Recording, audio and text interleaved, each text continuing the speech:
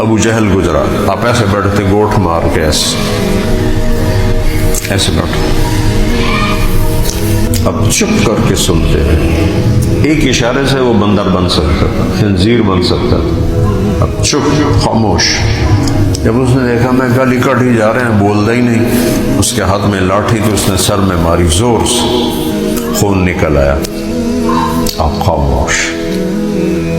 اس نے آپ کو بازو سے پکڑا اور پہاڑ کے اوپر گھسیٹتا ہوا وہاں تک لے گیا، یہ سارا پاسا چھلنی ہو گیا، چھلیا گیا، آپ خاموش، وہ دفع ہو گیا۔ وہاں ایک آپ کے خاندان کی باندی دیکھ رہی تھی، حضرت حمزہ شکار پر گئے ہوئے تھے، واپس آئے تو پہلے مکے کے دروازے پر کھڑی تھی، ارے ابو عمارہ، آج اپنے بھتیجے کا حال دیکھتے کیا ہوا؟ کیا ہوا؟ ابھی مسلمان نہیں ہوئے تھے، کیا ہوا؟ کہ ابو جہل نے یہ کیا ہے۔ کہ اچھا، تو گھر جانے کی بجائے نا وہ شکار کر کے آئے تھے، کمان ان کی لوہے کی تھی، سڑکول تو ہلدی بھی نہیں ہو، وہ کہے تو ابو جہل مکے بیت اللہ میں مجلس میں بیٹھا تھا، انہوں نے کمان اٹھائی اور زور سے اس کے سر میں ماری، بڑا خون کا فوارہ نکلا۔ بدبخت، میرے بھتیجے کو تو نے اکیلا سمجھا ہے اور اس پر تو نے یہ کام کیا ہے۔ تو ابو جہل کا خاندان مخزوم اٹھا حملہ کرنے، ابو جہل نے کہا نا یہ بہت بڑا سردار ہے، اسے کچھ نہ کہو، اسے کچھ نہ کہو، یہی تو محمد چاہتا ہے کہ ہم آپس میں لڑ پڑیں۔ کہنے لگا سن لے، میں بھی آج سے مسلمان، میرے نبی کے صبر نے چاچے کو ایمان دے دیا، دلائل سے نہیں ہوئے، قرآن سن رہے ہیں، نور نبوت چہرے پہ دیکھ رہے ہیں، نہیں کلمہ پڑھا، بھتیجے کے صبر نے کلمہ پڑھا دیا۔ اور پھر کہنے لگے ساری رات مجھے نیند نہ آئی، وہ تیرا بھلا ہو گیا، بطریے دے مگر لگ گئے، وہ تو بھتیجے کے پیچھے لگ گئے، تو چچا سردار اس کے پیچھے لگ گئے، صبح تک نیند نہیں ہے، اور صبح کے فوراً بعد ہے یا رسول اللہ، برا حال، اندر نہیں مان رہا۔ تو آپ نے یہاں دل پہ ہاتھ رکھا کہ اللہم سدد قلبہ، یا اللہ میرے چاچے کا دل مضبوط کر دے، ساتھ ہی کلمہ اندر ٹھک ہو گیا، اور پھر کیا بنے؟ سید الشہداء حمزہ۔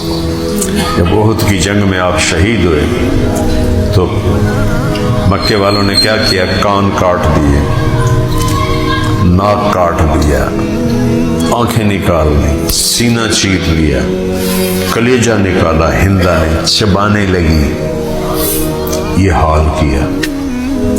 جب جنگ ختم ہوئی تو آپ نے کہا حمزہ کدھر ہے؟ ایک صحابی نے جا کے دیکھا تو ان کو ہمت نہیں ہوئی، کہنے لگے یا رسول اللہ آپ خود آ کے دیکھیں، بتا نہیں سکتے۔ جب آپ نے دیکھا تو آپ کی ہچکی لگ گئی، ہچکی، دور تک آپ کے رونے کی آواز آ رہی تھی، اور 70 دفعہ نماز جنازہ پڑھی حضرت حمزہ پہ۔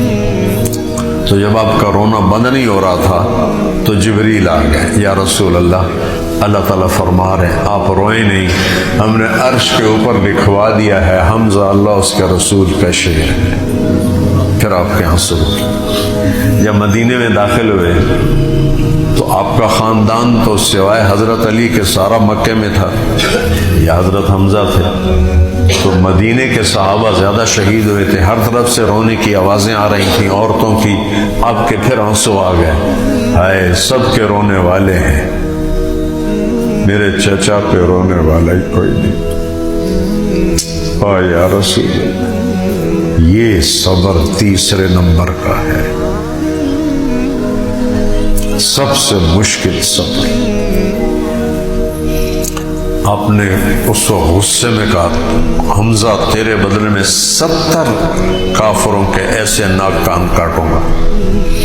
میرے رب نے اس وقت قرآن اتارا، فَإِنْ عُوقِبْتُمْ فَعَاقِبُوا بِمِثْلِ مَا عُوقِبْتُمْ بِهِ۔ نہیں میرے نبی، آپ کا رب اجازت نہیں دے گا انہوں نے ایک کے ناک کان کاٹے، آپ بھی ایک کا کاٹ سکتے ہیں۔